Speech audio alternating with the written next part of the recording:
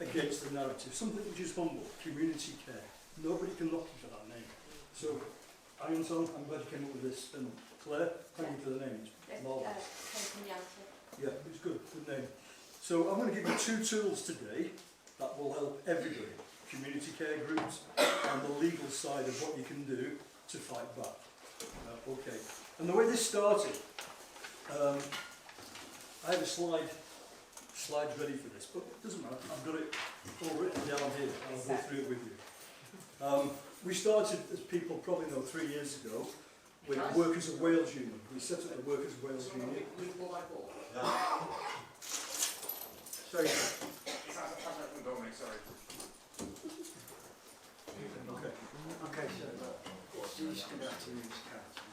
Okay, so we started with the Workers of Wales Union, Workers of Scotland Union, as part of the Workers of England Union. Why? It's because most of the people affected by what happened 3 years ago were people like employees, okay, teachers, doctors, nurses, care workers, students of Bangor University, okay, and we found the fear about their careers was the worrying thing for everybody. People came on the phone to me, crying, single mothers, what am I going to do if I can't have this medical intervention, how am I going to feed my kids? So they're being coerced and threatened. Okay, so that's how we started. We started with the face mask, the imposition in the schools on the kids. So we needed a solution, and in my background, my profession is not legislation. None of us want to be here actually. We shouldn't be here, we should be doing what we're doing normally in life. But because I've been working for myself, I knew about legislation. So my answer to this was educate people and then give them a strategy. And that's what we could do with the Workers of Wales Union. And then we had a Legal Cafe. And we had fantastic barbecue meetings up in the forest in Denby. Many of you came there, Claire, you came there, Anton, you were there, just to keep us together, to keep that energy together, that positive energy. Okay, so I'm going to give you a little bit about legislation. You just need the headlines, what can defend you. I'm looking after people at universities at the moment, teachers especially, how they can fight back. They get intimidated, even now. There's certain legislation, you just have to know this basic. The Health and Safety Act, which you can use, it's for everybody, you can use against the employers. Okay? You can use strategies which are based on the knowledge of legislation. I could talk about this for hours, and it actually gives me a lot of joy when it works, and it does work most of the time because you've got 3 choices when you've got a confrontation with your employer. When your employer wants you to have a medical intervention, it doesn't matter what it is for your career, you've got 3 choices. You walk away, you comply. If you walk away, you're not going to get any compensation, and you're not going to get a reference, or you fight. And the only way you can win this is not go on the defensive. If you say sorry, they're going to walk all over you. They want you out. If you're not going to comply, they know you're not going to comply. They can see it in your actions, okay, and they want you out. They'll give you a magic figure of £5,000 and go. But if you're in the middle of your career, and you've been there 12 years, and I have teachers and other people, 31 years the latest one, 31 years as a teacher of small children, deputy head, they've been picking on her, so how do you fight back? So you have to fight back because she can leave, and they're going to say in the next job, where have you been for the last 12 years? Well, I took a holiday. Well, you're not up to speed, are you, with teaching? You see the difficulty for people with their careers. Students, it's the same thing, they can't progress their career. Medical students, they're in the final year, they pay £45,000 for a medical degree, and now they're faced with a conflict. So it's important that you know a little bit of legislation, how to tackle that. Okay, and that's where Harmony Union, which we set up later, and on there's a page called Legal Cafe where we have Zoom meetings. We've had them for the last 2 or 3 years now. And we find that a union does one thing only, really, is to represent you in grievance meetings, in disciplinary meetings or investigation meetings. Now, you're not supposed to have a union rep in investigation meetings, but there are ways we can coerce the employer to force them, to convince them they have to have somebody in there. Okay. There's certain legislation we can use. So, this knowledge we used on Legal Cafe. The one thing the union do is give you a rep who knows legislation, who can support you with a strategy. Okay. However, if we teach you this legislation, the basics, you become a better person to work with. We have a stronger chance because you understand the knowledge, it gives you confidence, it removes the fear, okay, and you can stand up to your employer.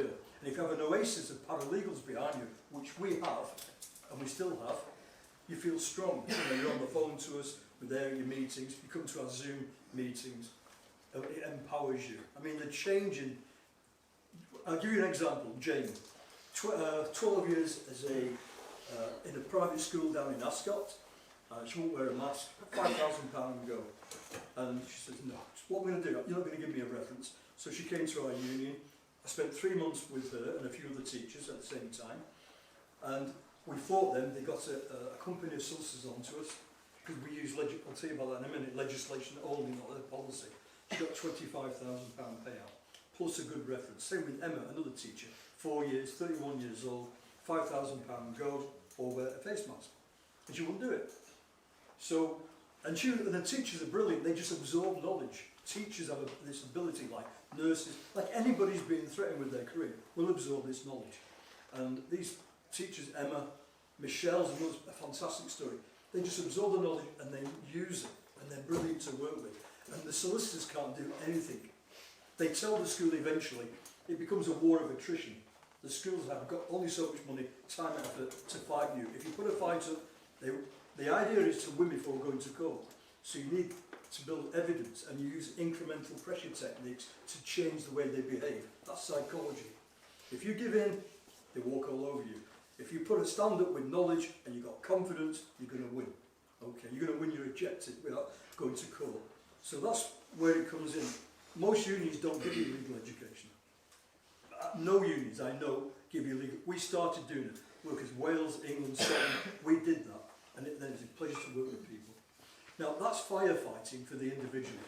That's the first thing I want to tell you about. Okay. The second thing is, how do you affect this triangle? The triangle, you ain't going to get to the top. But halfway down, you've got directors, managers. You've got the local authorities, the councils. They control. This is what they control. It would have been on the slides. Maybe I haven't put it on there. Okay, from memory, they control the education, the medical, the fire, the police, transport, planning. Okay, they have a strings attached to all these. They're going to control you. If you're worried about the 20-minute cities, for example, like they did in Bedford, they overturned that for the time being. It's because these guys there, they knew how to empower the community. Okay, and the way you do this, and most people, you don't know it. I'm asked. Even our local MP here for Conway, his secretary contacted me, and she didn't know this, but they test me.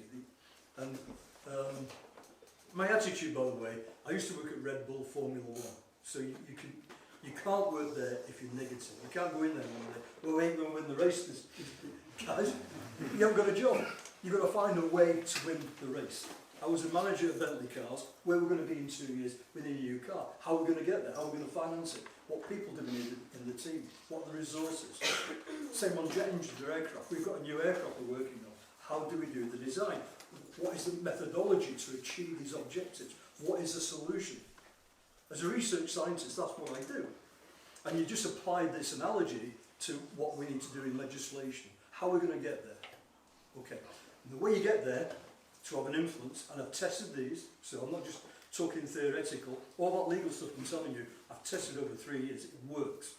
I've had city managers get up from a disciplinary meeting and walk away in fear, because we turn the legislation, you make them responsible and then liable. You know, so you do this with, why I said at the beginning, the name is very important. You don't want to attract attention, you want to be low level. Okay, I've resisted the light newspaper interviews, and David Icke, we know him, but I didn't want to go on the Icke because I want to keep low level so I can help people. That's the joy of helping, not the happiness, that's materialism, it's the joy. So what you do to get halfway down that triangle, you form a community care association. This is the London number. Okay, and I'll tell you how it works and does work. I've got Claire's kindly actually, I made a few, so I'll just pass them around, you can share them. There are 2 of those posters on the notice board laminated, so you can take a photograph of them. Okay.